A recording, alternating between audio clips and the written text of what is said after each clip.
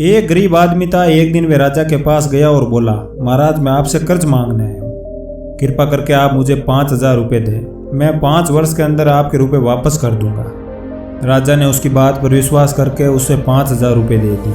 5 वर्ष बीत जाने के बाद भी जब व्यक्ति ने राजा के 5,000 रुपये नहीं लौटाए तब राजा को मजबूरन उसके घर जाना पड़ा, लेकिन वहाँ वे व्यक्ति नहीं मिला। जब भी राजा वहाँ जाता तो बहाना बनाकर उसे वापस भेज दिया जाता। एक दिन फिर राजा उस व्यक्ति के घर गया, वहाँ और कोई तो नहीं दिखा, लेकिन एक छोटी लड़की बैठी थी। राजा ने उसी से पूछा, तुम्हारे पिताजी कहाँ हैं? लड़की बोली, पिताजी स्वर्ग का पानी रोकने गए हैं। राजा ने फिर पूछा, तुम्हारा भाई कहाँ है? लड़की बोली, बिना झगड़े के झगड़ा करने गई हैं। राजा के समझ में एक भी बात नहीं आ रही थी, इसलिए वे फिर पूछता है, तुम्हारी माँ कहाँ है? लड़की बोली, माँ 1 से 2 करने गई है। राजा उसके इन उलझुले जवाब से खींच गया। वे गुस्से में पूछता है, और तुम यहाँ बैठी क्या कर रही हो? लड़की हंसकर बोली, मैं घर में बैठी संसार देख रही हूँ।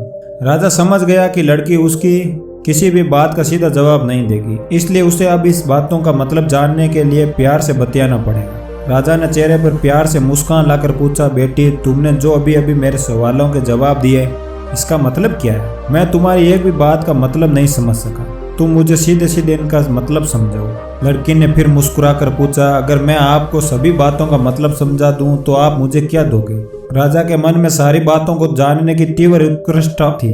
वे बोला, जो मांगोगे वही दूंगा। तब लड़की बोली, आप मेरे पिताजी का सारा कर्ज माफ कर देंगे तो मैं आपको सारी बातों का अर्थ बता दूंगा। राजा ने कहा, ठीक है, मैं तुम्हारे पिताजी का सारा कर्ज माफ कर दूंगा, अब तो सारी बातों का अर्थ समझा दो। लड़की बोली, महाराज आज मैं आपको सारी बातों का अर्थ नहीं समझा सकती, कृपा करके आप कल आइए, कल मैं आपको जरूर बता दूंगा। राजा अगले दिन फिर उस व्यक्ति के घर गया। आज वहाँ सभी मौजूद थे, वे आदमी, उसकी पत्नी, बेटा और उसकी बेटी भी। राजा को देखते लड़की ने पूछा, महाराज आपको अपना वचन याद है ना? राजा बोला, हाँ मुझे याद है, तुम अगर सारी बातों का अर्थ बता दो मैं तुम्हारे पिताजी का सारा कर्ज माफ कर दूंगा। लड़की बोली, सबसे पहले मैंने ये कहा था कि पिताजी स्वर्ग का पानी रोकने गए। इसका मतलब था कि वर्षा हो रही थी और हमारे घर की छत से पानी टपक रहा था। पिताजी पानी रोकने के लिए छत को बना रहे थे, यानी वर्षा का पानी आसमान से ही गिरता है और हम लोग तो यही मानते हैं कि आसमान में ही स्वर्ग है। बस पहली बात का अर्थ यही था।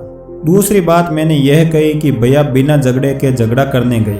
इसका मतलब है कि वे रेंगनी के कांटे को काटने गई। अगर कोई भी रेंगनी के कांटे को काटेगा तो उसके शरीर में जहाँ कांटा गड़ जाएगा वहाँ पर झगड़ा ही होगा और शरीर पर खरोच आएगी। राजा उसकी बातों से सहमत हो गए। वे मन ही मन उसकी चतुराई की प्रशंसा करने लगे। उसने उत्सुकता से पूछा, और तीसरी और चौथी बात का मतलब क्या है बेटी? लड़की बोली, महाराज तीसरी बात तो मैंने कही कि माँ 1 से 2 करने गई। इसका मतलब है माँ अरहर की दाल को पीसने यानी 1 को 2 करने गई।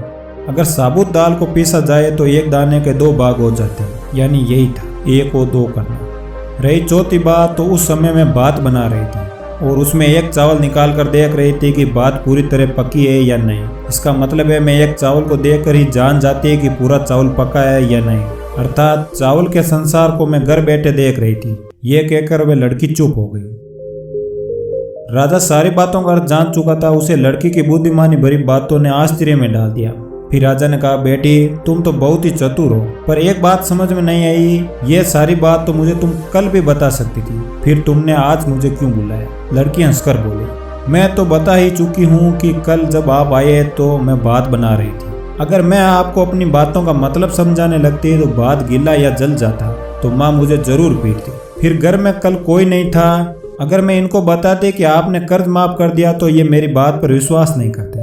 आज स्वयं आपके मुंह से सुनकर आपने कर्ज माफ कर दिया, जहाँ इन्हें आपको विश्वास भी हो गया और खुशी भी हो गई। राजा लड़की की बात को सुनकर बहुत ही प्रसन्न हुआ। उसने अपने गले से मोतियों की माला को निकालकर उसे देते हुए कहा, बेटी ये लो अपनी चतुराई का पुरस्कार। तुम्हारे पिताजी का कर्ज तो मैंने माफ कर ही दिया, अब तुम्हें या तुम्हारे घर वालों को मुझसे कोई बहाना नहीं बनाना पड़ेगा।